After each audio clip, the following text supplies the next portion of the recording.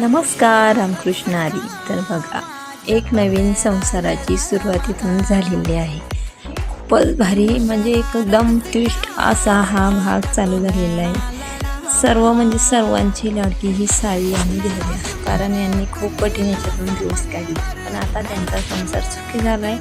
पण तो काही इराला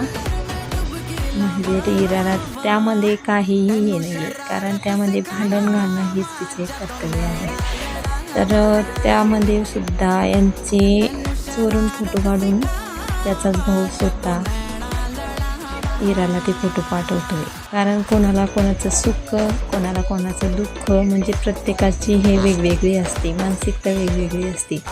तर यांचा इथं सुखी संसार बघून त्याला खूप जळ होते. तर तो व्हिडिओ काढून इराला पाठवतोय. इरा ते व्हिडिओ बघून तिच्या वडिलाला म्हणजे खूप त्रास